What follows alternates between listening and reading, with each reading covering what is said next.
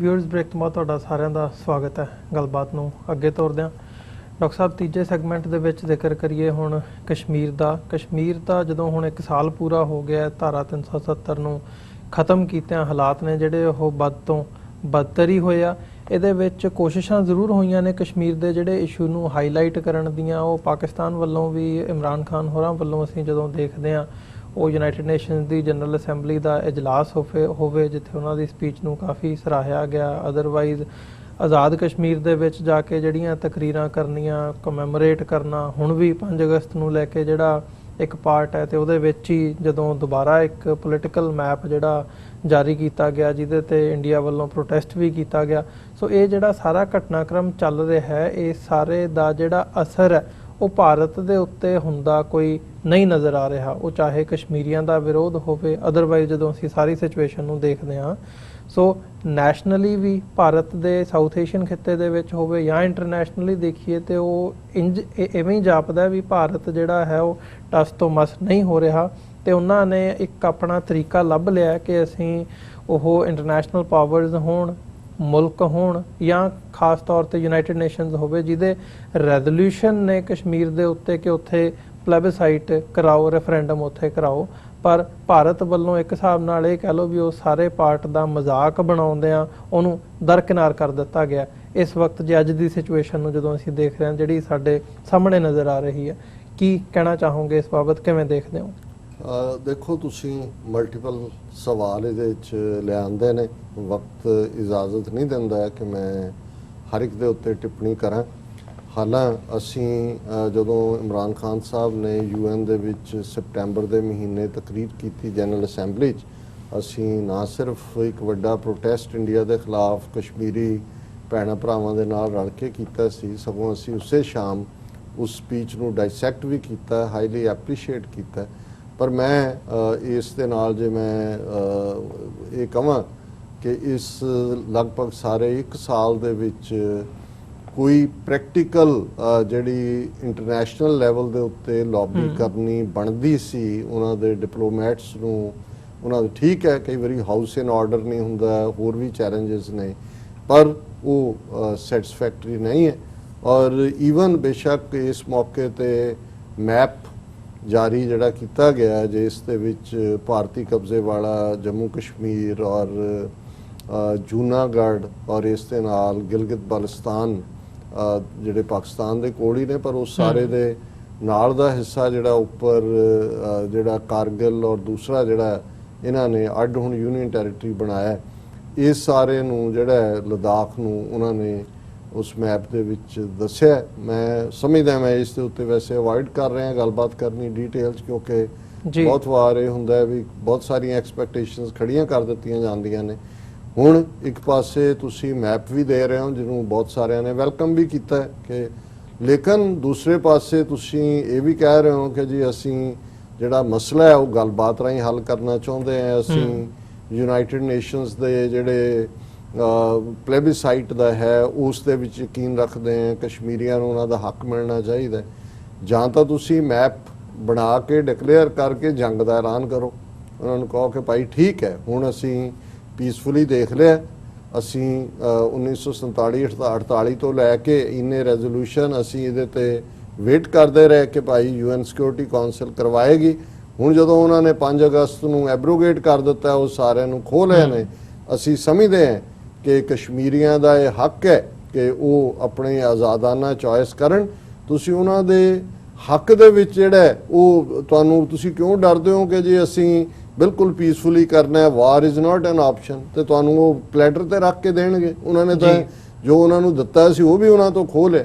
ਸੋ ਮੈਨੂੰ ਲੱਗਦਾ ਹੈ ਵੀ ਕਈ ਵਾਰ ਕੁਝ ਚੀਜ਼ਾਂ ਬੇਸ਼ੱਕ ਇਮਰਾਨ ਖਾਨ ਸਾਹਿਬ ਜਾਂ ਉਹਨਾਂ ਦੀ ਹਕੂਮਤ ਦੀ ਇੰਟੈਂਟ ਇਸ ਦੇ ਉੱਤੇ ਮੈਨੂੰ ਕੋਈ ਸ਼ੱਕ ਨਹੀਂ ਹੈ, ਹਰ ਹਾਲਤ 'ਚ ਔਰ ਹਰ ਪਾਕਿਸਤਾਨੀ ਅਸੀਂ ਜਿਹੜੇ ਇਹ ਉਹਨਾਂ ਦੇ ਵੈਲਵਿਸ਼ਰ ਹੈ ਕਸ਼ਮੀਰੀਆਂ ਦੇ, ਪਾਕਿਸਤਾਨ ਸਾਡੇ ਲਈ ਭਰਾ ਵਾਂਗ ਹੈ।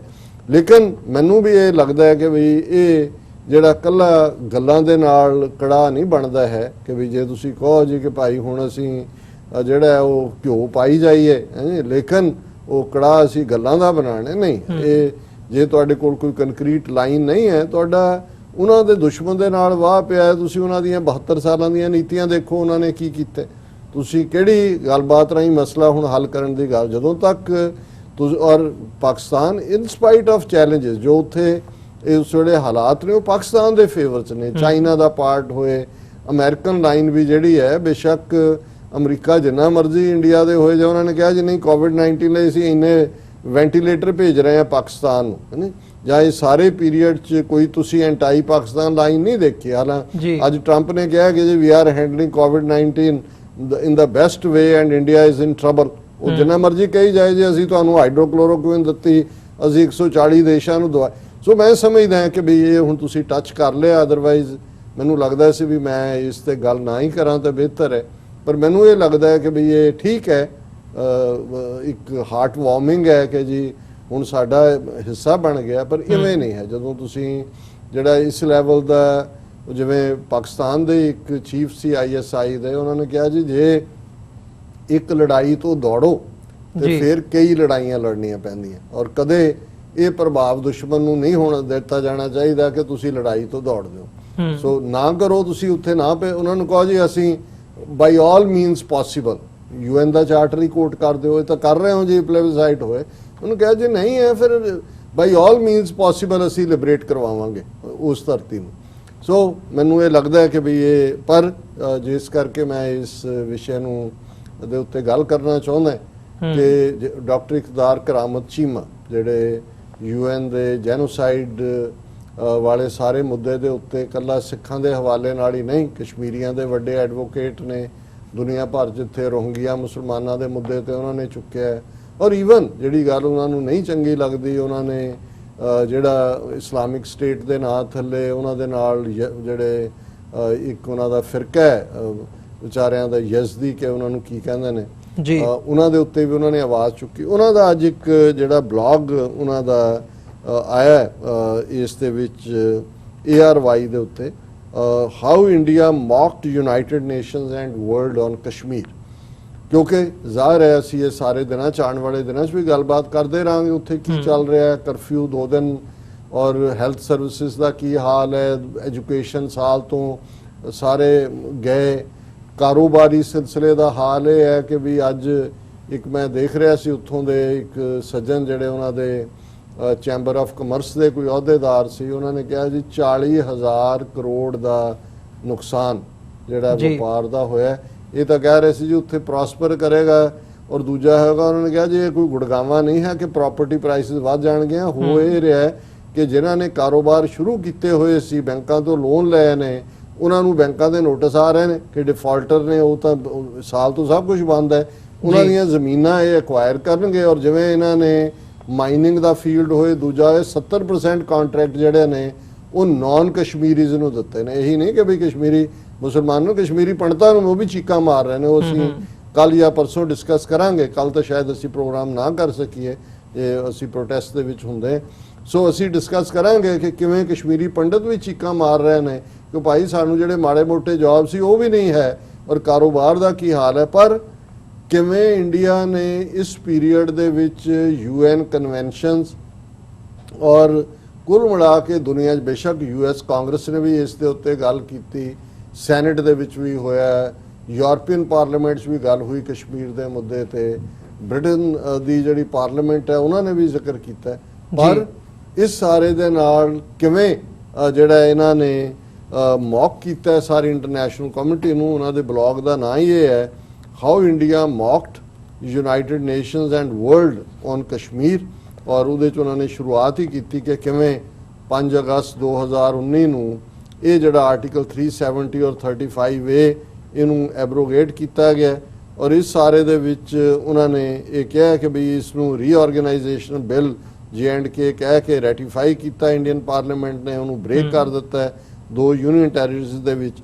ਔਰ ਨਾਲ ਦੀ ਨਾਲ ਜਿਹੜੀ ਹੈ ਥਾਊਜ਼ੈਂਡਸ ਆਫ ਐਡੀਸ਼ਨਲ ਸੋਲਜਰਸ ਉਹਨਾਂ ਨੇ ਉੱਥੇ ਭੇਜ ਕੇ ਜਿਹੜਾ ਕਰਫਿਊ ਜਿਹੜਾ ਸਟਿਲ ਉੱਥੇ ਐਨਫੋਰਸ ਹੈ, ਔਰ ਇਨਫੋਰਮੇਸ਼ਨ ਬਲੈਕ ਆਊਟ ਕੀਤਾ, ਇੰਟਰਨੈਟ ਸੋਸ਼ਲ ਮੀਡੀਆ ਵੈਬਸਾਈਟ ਜਿਹੜੇ ਨੇ ਉਹ ਰੈਸਟ੍ਰਿਕਟ ਕਰ ਦਿੱਤੇ। ਔਰ longest ever internet shut down by a democracy in the world ਇਹ ਜਿਹੜਾ ਹੈ ਉਹਨਾਂ ਨੇ ਉੱਥੇ ਹੈ। ਔਰ ਮੈਡੀਕਲ ਕੇਅਰ ਹੋਏ, ਬਿਜ਼ਨਸ ਹੋਏ, ਐਜੂਕੇਸ਼ਨ ਜਿਹੜੀ ਹੈ ਉਹ 80 ਲੱਖ ਲੋਕਾਂ ਦੇ ਲਈ ਉਹਦੇ ਤੇ ਪਾਬੰਦੀ ਲਾ ਦਿੱਤੀ ਔਰ ਹਜ਼ਾਰਾਂ ਕਸ਼ਮੀਰੀ ਜਿਹੜੇ ਨੇ ਉਹ ਪ੍ਰੀਵੈਂਟਿਵ ਡਿਟੈਂਸ਼ਨ ਦੇ ਨਾਂ ਥੱਲੇ ਜੇਲ੍ਹਾਂ ਦੇ ਵਿੱਚ ਨੇ। ਕੀ ਫਿਗਰਸ ਨੇ, ਔਰ ਅੱਜ ਮੈਂ ਦੇਖ ਰਿਹਾ ਸੀ 150 ਤੋਂ ਜ਼ਿਆਦਾ ਬਿਲਕੁਲ ਛੋਟੀ ਉਮਰ ਦੇ ਬੱਚੇ ਵੀ ਜਿਹੜੇ ਨੇ ਉਹ ਡਿਟੈਂਸ਼ਨ ਦੇ ਵਿੱਚ ਨੇ। ਔਰ ਉਹਨਾਂ ਨੇ ਕਿਹਾ ਕਿ ਵੀ ਇਹ ਜਿਹੜਾ fascist moves of India contravene United Nation resolution number 122 and 126 adopted on January 24th 1957 and December 2nd 1957 ਕਿਉਂਕਿ ਵੈਲ ਰਿਸਰਚ ਇਹਨਾਂ ਦਾ ਰਾਈਟ ਅਪ ਹੁੰਦਾ ਸੋ ਉਹਨਾਂ ਨੇ ਉਹ ਕੋਟ ਕੀਤੇ ਨੇ ਕਿ ਇਹ ਰੈਜ਼ੋਲੂਸ਼ਨਸ ਜਿਹੜੇ ਨੇ ਇਹਨਾਂ ਨੇ ਵਾਇਓਲੇਟ ਕੀਤੇ ਨੇ। These resolutions prohibit any unilateral action targeted at changing the disputed nature of state of Jammu and Kashmir ਕਿਉਂਕਿ UN Security Council ਸੀ ਔਰ ਇਹਦੇ ਥੱਲੇ ਤੁਸੀਂ ਯੂਨੀਲੈਟਰਲੀ ਚੇਂਜ ਨਹੀਂ ਕਰ ਸਕਦੇ।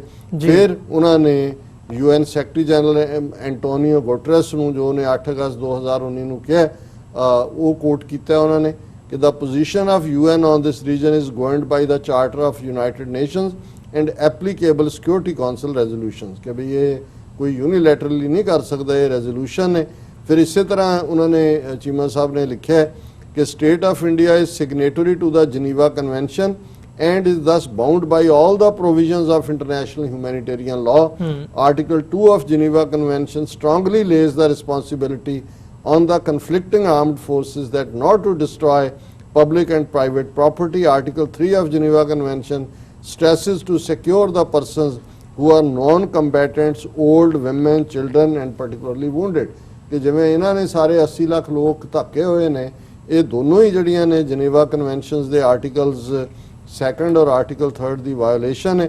ਫਿਰ ਉਹਨਾਂ ਨੇ ਆਰਮਡ ਫੋਰਸਿਸ ਨੇ ਜਿਨ੍ਹਾਂ ਨੂੰ ਕਸਟਡੀ 'ਚ ਲਿਆ ਉਹਨਾਂ ਦੀ ਗੱਲ ਕੀਤੀ, ਵੂਨਡਡ ਐਂਡ ਸਿੱਖ ਦੀ ਗੱਲ ਕੀਤੀ। ਫਿਰ ਉਹਨਾਂ ਨੇ ਬਹੁਤ ਸਾਰੇ ਉਦਾਹਰਣ ਦਿੱਤੇ ਨੇ ਕਿ ਕਿਵੇਂ ਡਾਕਟਰਸ ਨੇ ਜੰਮੂ ਕਸ਼ਮੀਰ ਦੇ ਵਿੱਚ ਕਿਹਾ ਕਿ ਵੀ ਵੂਨਡਡ ਹੈਵ ਪਾਸਡ ਅਵੇ ਡਿਊ ਟੂ ਅਨਨੈਸੈਸਰੀ ਡਿਲੇ। ਇਹ ਵੀ ਜਿਹੜੀ ਹੈ ਉਹ ਵਾਇਓਲੇਸ਼ਨ ਹੈ। ਔਰ ਇਸੇ ਤਰ੍ਹਾਂ ਰੋਡ ਕ੍ਰੈਕਡਾਊਨ ਦੇ ਥੱਲੇ ਜਾਂ ਦੂਸਰੇ ਮੈਡੀਕਲ ਸਟਾਫ ਵੀ ਜਿਹੜੇ ਨੇ ਹਸਪਤਾਲਾਂ 'ਚ ਲੇਟ ਪਹੁੰਚੇ ਜਿਹਦੀ ਵਜ੍ਹਾ ਕਰਕੇ ਕਈ ਕੈਜੂਅਲਟੀਜ਼ ਹੋਈਆਂ। ਫਿਰ ਉਹਨਾਂ ਨੇ US ਹਾਊਸ ਆਫ ਰਿਪਰੈਜ਼ੈਂਟੇਟਿਵਸ ਦਾ 2020 ਫੋਰਨ ਆਪਰੇਸ਼ਨਸ ਰਿਲੇਟਡ ਪ੍ਰੋਗਰਾਮ ਇਹਨਾਂ ਸਾਰਿਆਂ ਦੀ ਗੱਲ ਕੀਤੀ ਹੈ। Bipartisan group of 4 US senators including ਉਹਨਾਂ ਦੇ ਨਾਂ ਨੇ ਡੈਮੋਕ੍ਰੈਟਸ ਔਰ ਰਿਪਬਲਿਕਨਸ ਦੇ। ਉਹਨਾਂ ਨੇ secretary of state Mike Pompeo ਨੂੰ ਲਿਖਿਆ।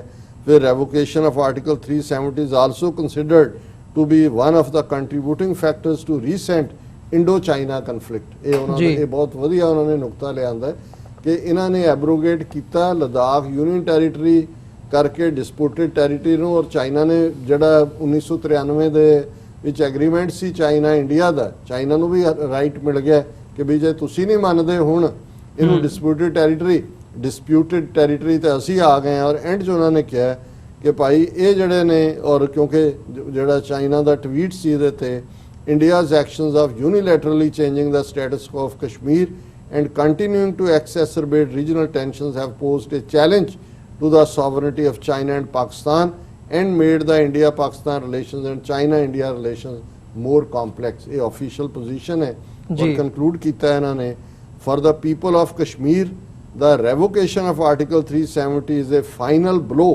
in a long series of betrayals and humiliations at the hands of Indian state that have bettered Kashmir's constitutional and political identity. Better, BE ਵਾਲਾ ਨਹੀਂ BATTER, ਜਿਹਨੇ ਤੋੜ ਦਿੱਤਾ ਸਾਰਾ ਕਸ਼ਮੀਰੀਆਂ ਦੀ ਸਿਆਸੀ ਸ਼ਨਾਖਤ ਨੂੰ ਔਰ ਆਇਨੀ ਸ਼ਨਾਖਤ ਨੂੰ।